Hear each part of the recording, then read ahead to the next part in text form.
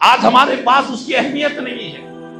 لوگ ہیلا بہت لیتے ہیں کہ بھائی بھول جاتا ہوں، یاد نہیں رہتا درود پڑھنا، یاد نہیں رہتا اللہ کا ذکر کرنا، یاد نہیں رہتا زبان پر کچھ خیر کا اور نیکی کی کوئی کلمات زبان سے ادا کرنا. یہ انسان کہتا ہے یاد نہیں رہتا، لیکن حقیقت یہ ہے کہ یاد اس وقت خود بخود رہے گا جب اس کی اہمیت اس کے نزدیک رہے گی.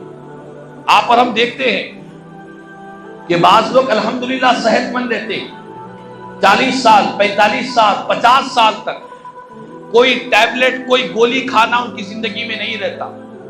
لیکن ایک عمر آنے کے بعد انسان کے جسم میں جب بیماریاں آ جاتی ہیں، کسی کو بی پی، کسی کو شوگر، کسی کو تھائرائیڈ، جو بھی ہے، جب بیماری آتی ہے تو ڈاکٹر ایک ریسیپٹ میں لکھتا ہے کہ صبح شام یہ ٹیبلٹ کھانا پڑے گا، صبح میں یہ گولی، شام میں ایک گولی.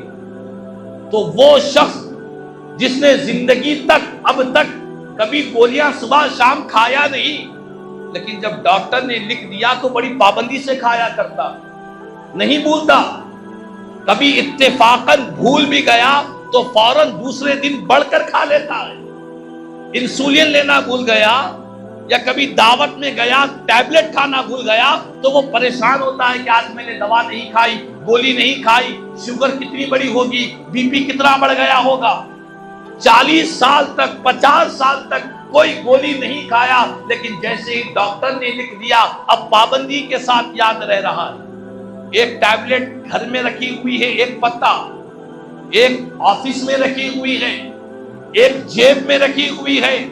کبھی گھر میں بھول جاؤں تو آفس میں جا کر کھا لوں گا، کبھی وہاں بھول جاؤں تو ساتھ میں تو ہمیشہ رہے گی.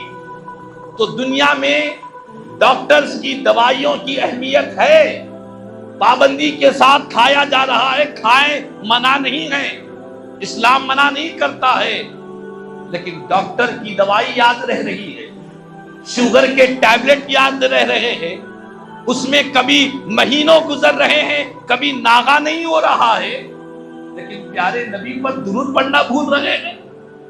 حضور پر درود پڑھنا ذہن سے نکل رہا ہے. ہمارے ذہنوں کو کیا ہو گیا ہے؟ ہمارے دل و دماغ پر شیطان اور دنیا قبضہ کر چکی ہے کہ ہمیں یہ دنیا کے ٹیبلٹس، یہ دوائیاں، یہ ساری چیزیں پابندی کے ساتھ کنٹینیو سال سے کھا رہے ہیں، لیکن پیارے نبی پر درود پاک پڑھنا چاہتے ہیں لیکن یاد نہیں رہتا. یہ ہمارے لیے شرم کی بات ہے، افسوس کی بات ہے کہ ہمیں حضور پر درود پڑھنا یاد نہیں رہا.